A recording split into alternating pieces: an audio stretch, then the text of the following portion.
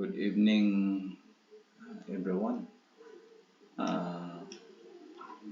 Turuan ko kayo ng basic SketchUp. Ito ay para sa mga beginners, no? Lalong-lalo na doon sa mga nag-i-SketchUp, nag-draftsman. So, ito ang the best sa inyo. Tuturo ko sa inyo yung mga basic, dandahan. A series of video ito na from the beginning up to makatapos tayo ng simpleng bahay, simpleng design ng bahay para hindi tayo maguluhan, no?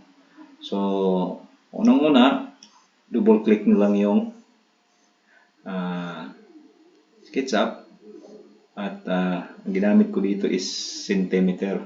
Bakit centimeter? Para instead of magdagdag ako ng 0.1 meter, so ang gagamitin natin is cm to reduce zero usage. So makakatipid tayo ng oras nun. Milliseconds lang yon, pero kung ipunin mo sa buong drawing mo, medyo hahaba na yung drawing mo pag ganyan. So I recommend centimeter ang gagamitin natin. So ito, pwede nyo i-delete ito.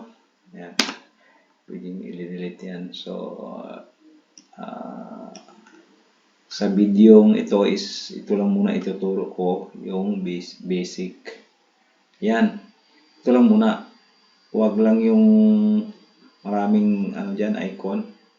So ito lang muna. Ito yung eraser pala. Yan, eraser. Yung lines. Saka na yung iba. Rectangle shapes or square. Push pull. Offset. Move. Rotate. Tape measure. Yan, text letter O na lang siguro. Yan. Yung iba letter O na lang para hindi kayo magulo, ano. So yan, yung sa mouse nyo pala is mayroon dyang yan, roller, tawag dito roller. Kung iikot nyo yung roller, yan ang nangyayari. Tapos kung i-click nyo, tapos sabay ganyan, tawag dyan, rotate yan or hover, ganyan. Yan. Tapos yung left button is the click button. Yan, yung tumutunog na yan. Click button yan. Yan. So, mag-ano tayo ng example.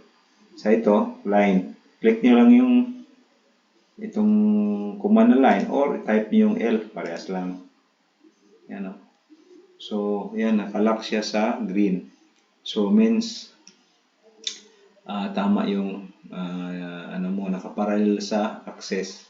So ito pala yung axis, yung blue tsaka red tsaka green, axis yan. Ito yung papunta sa taas, ito yung papunta doon dito.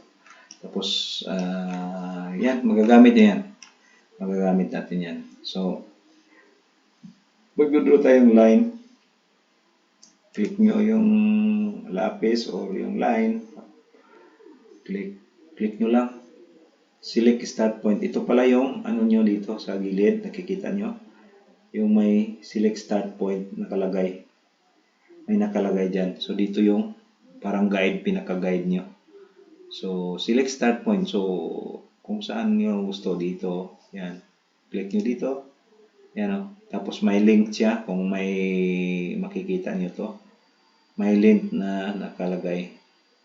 So yan. So let's say 50 cm. Yan, 50 cm yan. 50 cm. Check natin kung 50 cm. Ito pala tape measure.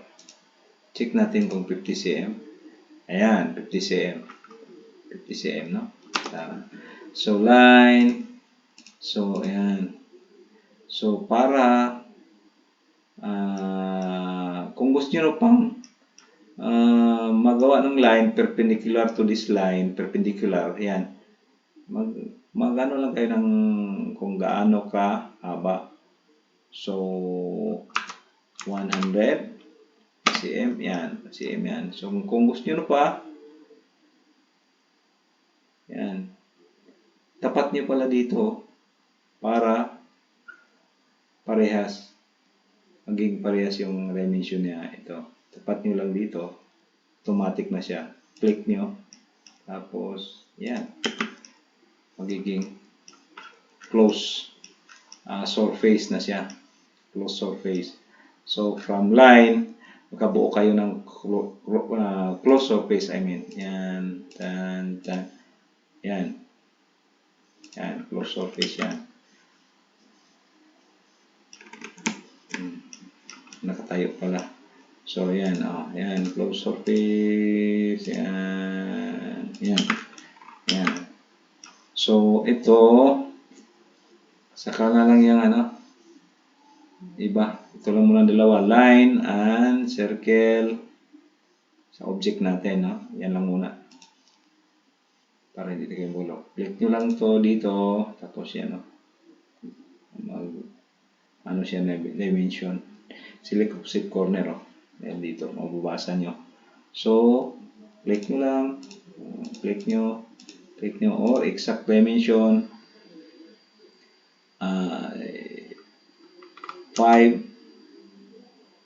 50, 50. Hit nyo lang yung enter para yan yung outcome niya. Yan. So, pag may mga dated pala, ibig sabihin na select mo, nasiselect mo siya. Yan. Mag-move mo naman, yan, i-move natin to. Since na-select mo na siya, pwede mong gamitin itong reference point or pwede dito sa labas. Saan naman. Yan nagmo-move siya. Kung gusto mong kopyahin, hit mo lang yung control para may maiwan. Yan Yan. So, i-copy naman natin. I-copy natin by using move tool. Click control. Kikita yung control sa my keyboard nyo. Ayan. Ulit. I-copy natin ito using move tool. Click nyo lang yung move. Click nyo dito. To remain a copy, hit nyo yung control. Ayan. Tapos, ayan pa. Diyan ba o dito. Tapos, ang kagandahan ng SketchUp, ito pa. Hindi ka pa nag-escape, di ba? Type mo yung 2x. Ayan. So, later on, maano natin yan. I-explain ko sa iyo yan. So, yan ay basic lang muna, So, anong gamit nitong push-pull?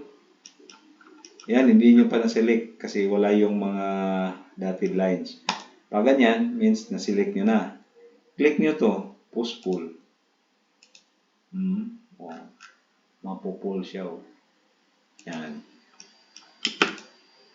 Click nyo to, means na-select. Yan Yan. Click nyo to, tapos balik ka dito. Ayan Tapos, nag-init siya ng dimension Yan, may dimension. So, click nyo lang or type dimension. Yan. To escape, to terminate this command, you can click this one, select, or pwede naman dire-diretso Pero minsan naglalak dito lang kayo. So, itong means na select siya, di ba? Yan. Pag may mga dotted line, tawag yan, dotted line. So, i-click mo tong offset. Ayan o. Offset. Click nyo to. Ayan o. Yan sa paligid o. Nag-automatic siya. Nag-automatic siya o. Dalhin nyo sa gitna. Yan. Pag dalhin nyo sa labas, yan ang lalabas. Subukan natin sa labas. Click nyo lang or maglagay kayo ng sukat. Kung sa labas siya, means negative. Negative 10. Ay, sorry. Negative 10 sa loob pala. O, negative 10 o ganyan. Na-offset na siya. Pag ganito, since na-select siya, pag i-push-pull mo to, ito lang yung ito lang yung push-pull. Bakit? Ito lang yung na-select. Kung ito naman yung isi-select nyo, yan naman yung push-pull. Ayan. No? Yan. So, yan yung mga differences. Move. So, yung rotate is ganyan yan. Rotate. Select nyo yung item, object. Click this rotate. Click this one. Pwede rin naman dito. So, click at corner and then click another one. So, ganyan o. So, magro-rotate siya. So, using rotate, select object first, and then rotate or arrow. Type arrow, the same. Click nyo dito or click nyo dito, wala problema. Click nyo dyan, click nyo dyan. Yan o. Kung mag-retain kayo ng kopya, type control or hit control. Hit pala. Control. Ayan. Pwede mong i-type 90 angle or click nyo yan. Siguraduhin nyo lang na nakikita nyo yung pula. Kasi pag ganyan, ayan, may pula o. Ayan, para 90 or type 90. Make sure, type 90 na lang. Ayan, 90. So, okay, alam nyo na yung mga basic. So, sa next video ko, gagawa tayo ng wall. Abangan nyo yung next video ko. Ito ay para sa inyo, no? Para sa mga gustong matuto. At alam nyo, ang SketchUp is very simple lang. Very simple lang. Ang istorya ko dito sa SketchUp nung nakapagtrabaho ako doon sa Dubai is kada gabi, 5 minutes lang tinuturuan ko ng kaibigan ko since nag-AutoCAD ako doon. Hindi ko pa alam yung SketchUp. So, every night may 5 minutes ako. Then, siguro mga 1 week lang or 2 weeks. Kasi friendly siya. SketchUp friendly. Parang naglalaro ka lang. Ako na ang gumagawa. After 2 weeks, ako na. So, click lang ako. Ganon. Tapos, na-discover ko yung ibang command. So, don't worry. Simply, very easy lang ang AutoCAD. SketchUp. So, mas maganda siya. Lalong-lalo na kung nag-AutoCAD kayo. Yes. Marami kayong madidiscover dito sa SketchUp. At lalong gaganahan kayo. Kung may laro man kayo ngayon, baka iiwanan nyo na yung laro nyo. At ito na yung lalaroin nyo. Gabi-gabi. So, sana may nakukuha kayo sa video na to. At please like and share this video para marami tayong matutulungan na mga gustong matuto sa SketchUp. At hanggang dito na lang. Hanggang sa susunod na video ko. Abangan nyo kung paano gumawa ng wall. Maraming salamat.